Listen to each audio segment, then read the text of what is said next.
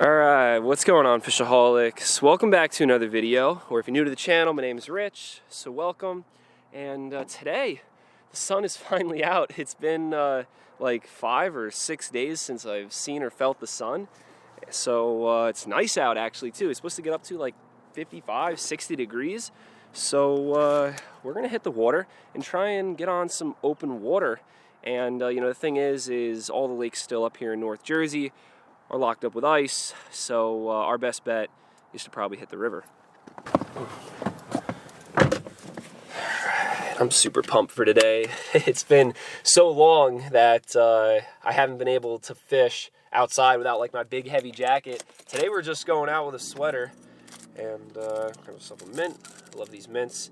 And before we hit the road, I also just wanted to kind of mention in a couple days we're going on a pretty long journey south for an extended period of time, and it's going to be a pretty cool adventure, but I'm not going to get into the details right now. I'll mention more about it towards the end of the video, so stay tuned.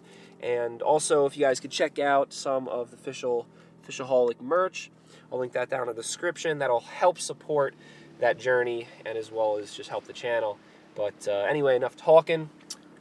Let's go fishing.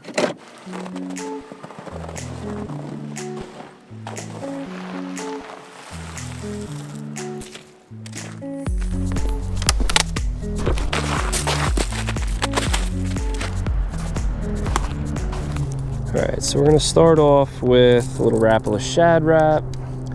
And we're specifically going to be trying to catch some pike.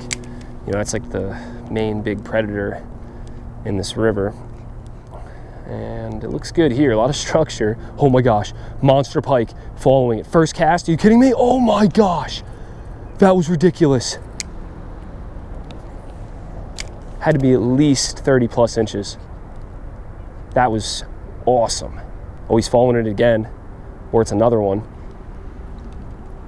Big pike right there. Oh my gosh, oh my gosh. Might not like the shad wrap. To be honest, right now this is just like dumb luck because I've never caught a big pike out of here. My biggest pike out of here I think is like 15 inches. I just figured with the warm weather and these fish, you know, are getting closer and closer to when they're getting to spawn. These fish will probably be fat, they might be aggressive, and that's why we're here. And this pike just came in a third time. All right, let's see if he wants the Smithwick jerkbait, something a little bigger.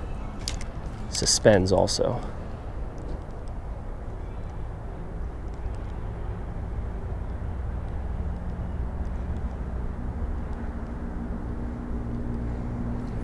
Not even a follow.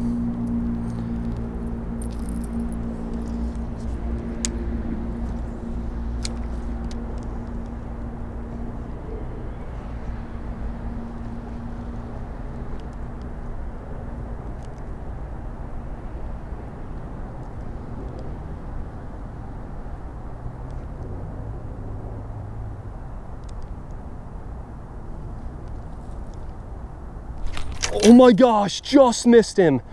Are you kidding me? What? I don't know how we didn't hook that fish. I nailed him hard, and this jerkbait just flew right out of his mouth. I don't know what we did wrong, but we definitely blew it with that fish. It was a nice pike. Probably would have been a PB. I was guessing over 30 inches, well over. So I don't know, we've got to get back on the move, I guess. We'll go upriver a little bit more. There's a few more log jams. We'll fish behind there, and then we'll start going downriver. We might have to come back here, though, a little later. All right, nothing upriver. We tried it for about 45 minutes, and it looked really good. Like we fished similar structure to where we had that one fish, but no follows, no bites. So from here on out, we're probably just going to keep working downriver and keep moving until we find fish.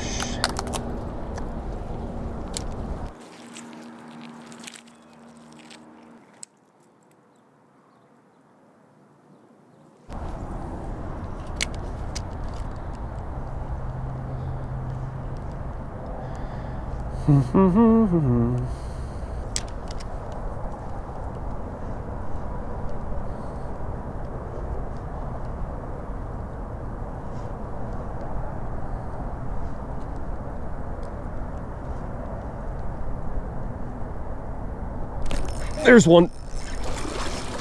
Monster. What? Are you kidding me? Oh, I am terrible. Of course, I can hook the trees better than I can hook the fish. But that was a massive pike. That was probably the biggest pike I've ever hooked into right there. That thing was a tank. I'll have to tighten the drag a little bit. I am using heavy leader. I'm not used to fishing with this setup with, you know, 30 or I think 40 pound fluorocarbon. So we could probably hit these fish even harder to get them hooked. But that was another sick bite. He followed it right in, and then I kind of just twitched it a little bit, and then just mouth wide open, he inhaled this bait.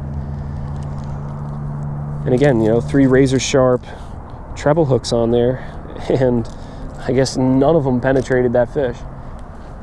Oh, just had a follow. It was a smaller one though.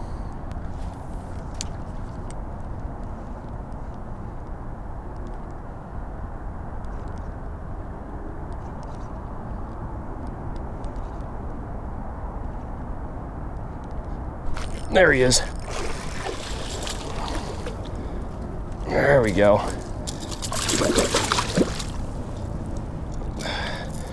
We got one. There we go. Better look at that salami pike. Get him back. Whew.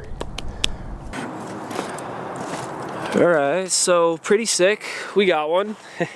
Third bite's the charm, I guess, and we got him on the RC Stick suspending jerk bait.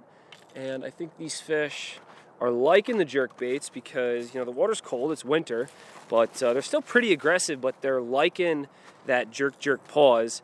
And it's really sick that all 3 of those fish followed it in, and I was able to sight fish them and watch them crush it. And, you know, I have a feeling the reason I missed those 2 bigger fish, which were probably big females, pushing close to 10 pounds or over 10 pounds, especially that second one we lost. But I think they were getting off because, you know, we're using my largemouth bass, like, / walleye rod.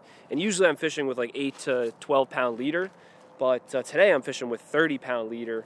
And I think we just didn't have enough drag pressure on them, and that's why those 2 fish got away. But yeah, we're going to hit the road, see if we can get a few more before we lose the light. We got some time.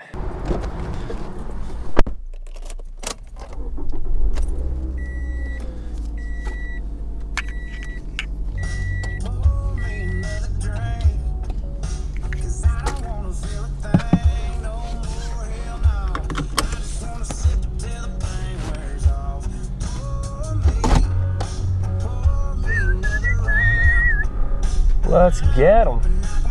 All right, so a little change of scenery now. We're walking on the highway for a little bit to this next spot, which is set in more of like an urban area. I found the spot on Google Maps. Never fished here before, but it looked good, so we're gonna try it out.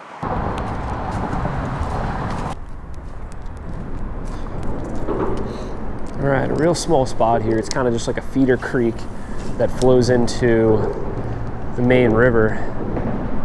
We'll see if anything's home.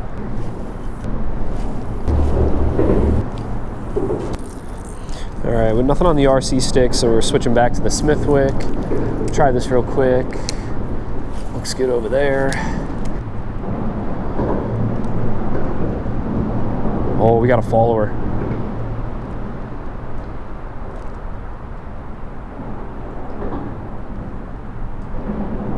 Right here, there's a pike following the Smithwick. Oh, he turned at the last second. It's a nice fish too. All right, since nothing on the Smithwick, we're gonna downsize, try this little Rapple X wrap. Maybe that pike wants something a little bit smaller. Come on, come on. Oh, just got swiped at. I don't know if that was a pike though. It's a striper. No freaking way. That's what I'm talking about.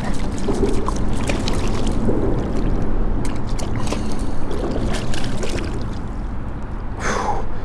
Are you kidding me right now? Look at that. He ate it head first too. That is sick. This is better than a pike. I can't believe we just caught a striper here in this little urban, polluted backwater creek.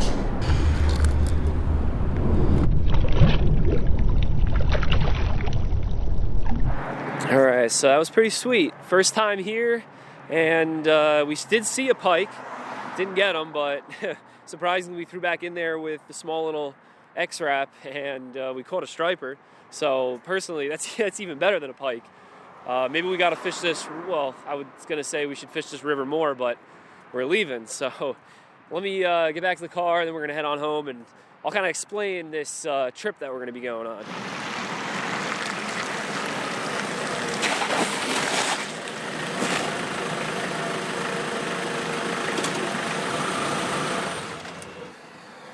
All right, we're back at the house, and I am beat, surprisingly, just from that little bit of fishing. But anyway, back to that adventure that I mentioned at the beginning of the video.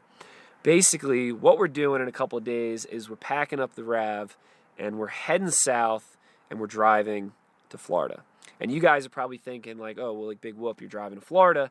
But that's going to be the furthest drive I've ever undertaken. And it's something I've wanted to do for a really long time, like when I was in college, but I couldn't because I was in school.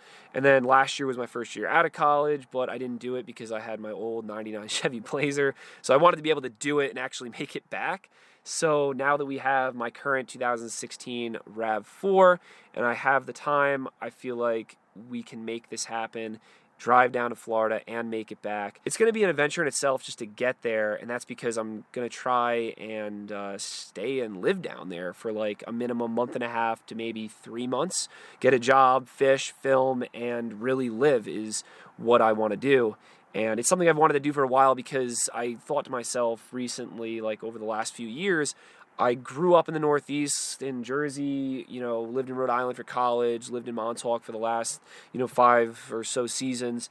And it doesn't really sound that bad, but I don't really know yet if I belong up here. I want to experience a different kind of lifestyle, and I think Florida is the next move. So that's why we're doing it. And the adventure starts in a couple of days. We're packing up the RAV and heading to Virginia, where we're going to meet up with some family, do some fishing, spend the night or so, maybe 2 nights, and then continue our journey south to North Carolina. Stop off and visit that crazy Brooklyn kayak fisherman that also talks to himself. You probably know who I'm talking about.